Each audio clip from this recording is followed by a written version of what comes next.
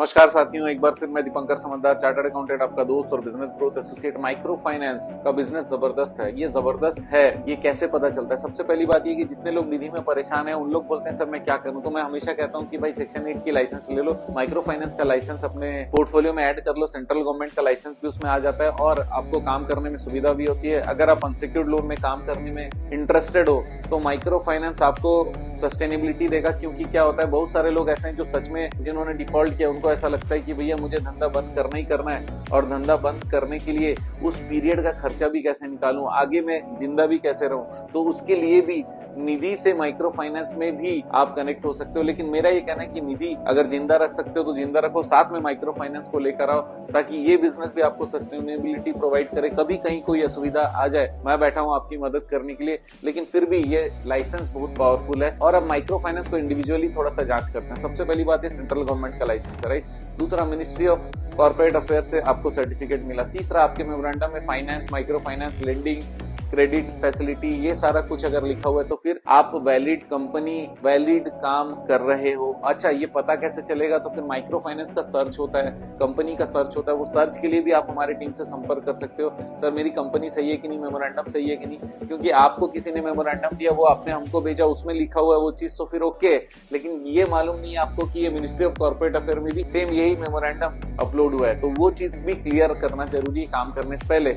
इसीलिए इतनी चीजें तो आपको सही करनी है। उसके बाद नेक्स्ट चीज आता है कि अब जब हम काम करने जा रहे हैं तो क्या ऐसा हो सकता है कि पब्लिक के अकाउंट से जो इंस्टॉलमेंट है डायरेक्टली हमारे खाते में आ जाए? बिल्कुल, NACH नाच का रजिस्ट्रेशन आप ले सकते हो, बैंक से डायरेक्टली कनेक्ट हो सकते हो। ये फैसिलिटी माइक्रो फाइनेंस के साथ में आपको मिलने वाली है। मिलने वाली इन द सेंस ये कनेक्टेड है। आप बैंक में जाकर ये फैसिलिटी लेते हो तो आपको एक सर्टेन फीस देना पड़ता है, और आपके API से कनेक्ट करने के बाद में आप जब जब इंफॉर्मेशन देते जाओगे कि कौन से कस्टमर से महीने में कितना पैसा लेना है और कितने महीने तक लेना है, तो ऑटोमेटिकली उनके खाते से कट के आपके में आने की सुविधा है। आप इसको लेना चाहो तो लो, नहीं लेना चाहो तो नहीं लो। इसकी फीस बैंक को देनी पड़ती है, सॉफ्टवेयर वालों से कनेक्ट करना पड़ता है। वो सारे लोग सर्विस प्रोवाइडर है, उनकी फीस देकर आप ये प्रोसेस को स्टार्ट कर सकते हो। दूसरा चीज हो गया। तीसरा चीज है जैसा सिविल होता है, मतलब क्रेडिट इंफॉर्मेशन कंपनी या इक्विफैक्स, हाईमार्क, एक्सपीरियन या कोई और क्रेडिट इंफॉर्मेशन कंपनी में रजिस्ट्रेशन करना पॉसिबल है। रजिस्ट्रेशन करके वहां पर इंफॉर्मेशन देंगे तो जो भी लोन डिफॉल्ट करेगा तो डिफॉल्ट वहां पर रजिस्टर हो जाएगा। उनके पास में जो चेक उन्होंने आपको दिया, देखिए यहाँ पर एक और फायदा ये है कि आप वैलिड लोन कंपनी हो, आपको चेक भी लेने का अधिकार रहेगा, चेक बाउंस करके वसूल करने का भी अधिकार रहेगा। और उसके साथ में अगर आपका CIC में चढ़ गया, इसका मतलब ऑनलाइन दिखेगा कि उसने आपसे लोन लिया।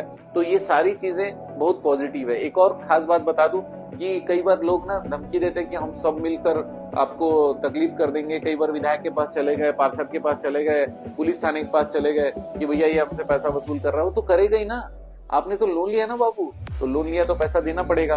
तो हमारे जो कंपनी के मालिक हैं ये सारे डर जाते हैं। डर जाते हैं तो मैं उनके लिए बता रहा हूँ कि सीधा आपको बोलना है कि भैया देखो, हम लोग वैलिड RBI से कनेक्टेड CIC का लाइसेंस ले, क्योंकि CIC credit information company RBI से स्पेशल रजिस्ट्रेशन ली हुई रहती है और उसकी मेंबरशिप हमारे पास होती है। तो ये वाला वर्ड इस्तेमाल करिए, वैलिड RBI से कनेक्टेड CIC के लाइसेंस में हम लोगों ने इनका लोन अपलोड किया है। अगर किसी तरीके से भी आपने ऑब्स्ट्रक्शन डाला तो आपने एक तरीके से RBI के प्रोसेस में दखल डाला, और RBI के प्रोसेस में अगर आपने दखल डाला तो इनका जो सिविल खराब होगा, जीवन भर इनको लोन नहीं मिलेगा। इनके परिवार वाले गारंटर है, वो सारे लोगों का जो पैसा जाएगा उसका जिम्मेदारी कौन लेगा ये बता दो। RBI को लेटर लिखने के लिए हम भी लिख देंगे कि भैया पुलिस वाले ऐसा तकलीफ कर रहे हैं, तो हो सकता है कि आपके पास में भी इंफॉर्मेशन के लिए आ जाए। तो हम ये नहीं चाहते हैं। लोन वैलिड दिया गया है, पैसा इसने लिया है, ये सारे डॉक्यूमेंट सिग्नेचर किए हुए हैं। इस तरीके से वसूल करने की जो प्रोसेस है वो भी आपको आसान हो जाती है, बहुत आसान हो जाती है।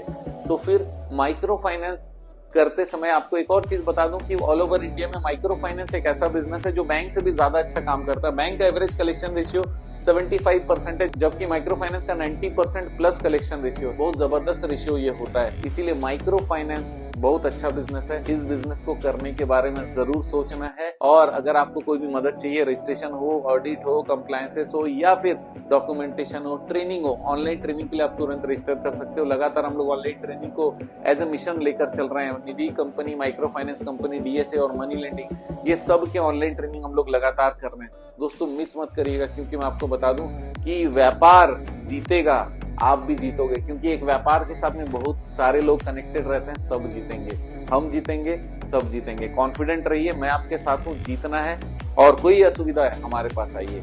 आप जानते हैं हमारा मिशन है हमेशा आप लोगों की मदद करना और समय पर सारी जानकारी देना। तो बने रहेगा हमारे साथ, वीडियो को शेयर जरूर करिएगा, सब्सक्राइब नहीं किए अभी तक तो कर लीजिएगा।